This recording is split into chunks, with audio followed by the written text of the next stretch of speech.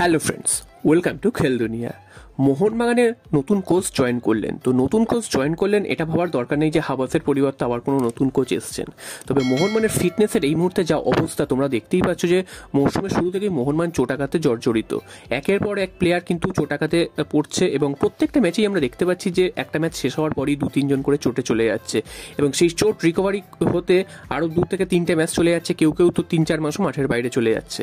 তো এই অবস্থায় মোহনবাগানের ফিটনেসের কোচ কে ছিলেন তা তো জানা যায়নি, তবে তার কাজ যে একেবারেই ঠিক ছিল না সেটা কিন্তু হাবাস শেষে বুঝতে পেরেছেন। কারণ জুয়ান ফার্নান্ডোর আমলে কিন্তু ফিটনেস কোচ নিয়ে কিন্তু একদমই উচ্চবাচ্য করা হয়নি এবং প্রত্যেকটা ম্যাচেই আমরা দেখেছি যে মোহনবাগান প্লেয়ারদের ফিটনেসের বহু অভাব এবং যার ফলে কিন্তু মোহনবাগান অনেক ম্যাচে তার খেসারত দিতে হয়েছে। তো সেই জন্য হাবাস এবার নতুন একজন ফিটনেস কোচকে নিয়ে চলে এলেন। তিনি হচ্ছেন অ্যালবার্তো লিনান। তো ভারতে তার কাজ করার অভিজ্ঞতা এর আগেই রয়েছে, তিনি হায়দ্রাবাদ এফসিতে কাজ করেছেন এবং সেখানে কিন্তু যথেষ্ট সুনামের সাথেই তিনি কাজ করেছেন। তবে এই অ্যালবার্তো লিনান এই কোচটির কিন্তু এর আগে লা লিগার সেভিয়ার মতন দলেও তার কাজ করার অভিজ্ঞতা রয়েছে।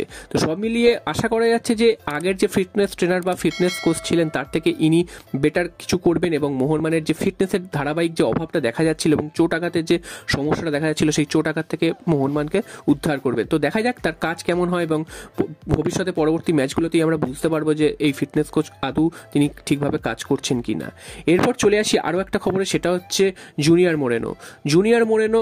এই প্লেয়ারটিকে নিয়ে বেশ কিছুদিন ধরে সোশ্যাল মিডিয়া সরগরম হয়েছে এবং এই প্লেয়ারটি মোহনবাগানের সাথে লিঙ্ক আপ হয়েছে এরকমও খবর ছিল, তিনি মোহনবাগানে আসতে পারেন। এবং গতকাল এরকম কিছু কিছু জায়গায় শোনা গেছিল যে তিনি হয়তো মোহনবাগানের যোগ দেওয়ার উদ্দেশ্যেই ভেনেজুয়েলা ছেড়েছেন। তবে তোমাদের জানিয়ে রাখি, তিনি ভেনেজুয়েলা ছেড়েছেন ঠিকই, তবে তিনি মোহনবাগানে আসছেন না। ভেনেজুয়েলারই এক সাংবাদিক তিনি কিন্তু জানিয়ে দিয়েছেন যে জুনিয়র মোরেনোর সাথে মোহনবাগানের কথাবার্তা হয়েছিল ঠিকই, অ্যাডভান্স স্টেজেও কথাবার্তা হয়েছিল, তবে সৌদি আরবের ক্লাবের থেকে তিনি আরও বেটার অফার পান, বেটার প্রস্তাব পান, যে কারণে তিনি কিন্তু সৌদি আরবের ক্লাবেই সম্ভবত যাচ্ছেন এবং মোহনবাগানে তার আসার কোনো সম্ভাবনা নেই। তো এরপরই কনফার্ম হয়ে যায় যে জুনিয়র মোরেনো মোহনবাগানে আসছেন না। তাহলে নতুন কেউ কি আসতে পারেন মোহনবাগানে? তোমাদের আবারও জানিয়ে রাখি যে জানুয়ারি ট্রান্সফার উইন্ডো শেষ হয়ে গেছে, অর্থাৎ কোনো দলের সাথে যুক্ত কোনো প্লেয়ার এই মুহূর্তে কিন্তু মোহনবাগানে আসার সম্ভাবনা কম, কারণ ট্রান্সফার ফি হোক বা অন্য কোনোভাবেই হোক মোহনবাগানে কিন্তু আসার সম্ভাবনা কম। একমাত্র সেই ধরনেরই প্লেয়ার আসতে পারে যারা কিন্তু এই মুহূর্তে ফ্রি এজেন্ট রয়েছে, অর্থাৎ কোনো ক্লাবের সাথেই তারা যুক্ত নয়, এরকম প্লেয়ারই মোহনবাগান এই মুহূর্তে নিতে পারে। তবে এই রকম প্লেয়ার যদি নেয় মোহনবাগান, সেক্ষেত্রে আরেকটা সমস্যা আছে, সেক্ষেত্রে জানবে যে যেই প্লেয়ার কোনো ক্লাবের সাথে যুক্ত নয় তার মানে তার কোনো ফিটনেসের অভাব রয়েছে বা তার কোনো চোট আঘাতের সমস্যা রয়েছে, যে কারণে অন্য কোনো ক্লাব তার সাথে চুক্তিবদ্ধ হয়নি।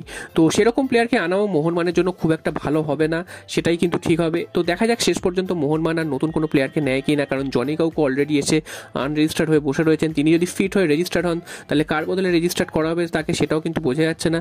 তবে এই মুহূর্তে নতুন কোনো বিদেশি আসার সম্ভাবনা কিন্তু খুব একটা নেই, যদি না কোনো বড় কোনো পরিবর্তন ঘটে শেষ পর্যন্ত।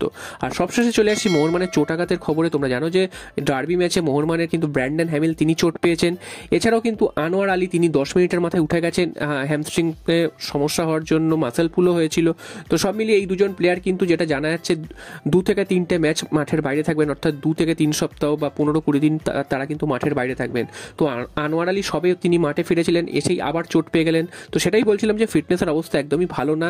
তো দেখা যাক 2-3টে ম্যাচ এই দুজনকে হয়তো মোহনবাগান পাবে না এবং তারপর আবার তারা মাঠে ফিরতে পারবেন। তো যত তাড়াতাড়ি এই প্লেয়ারগুলো মাঠে ফিরবে তত তাড়াতাড়ি কিন্তু মোহনবাগানের মঙ্গল হবে এবং পরের ম্যাচ হায়দ্রাবাদ এফসির বিরুদ্ধে সেটা কিন্তু খুব যে কঠিন হবে সেটা কিন্তু একদমই নয়, তবে গোয়ার বিরুদ্ধে মোহনবাগান কিন্তু কঠিন চ্যালেঞ্জের মুখে পড়বে।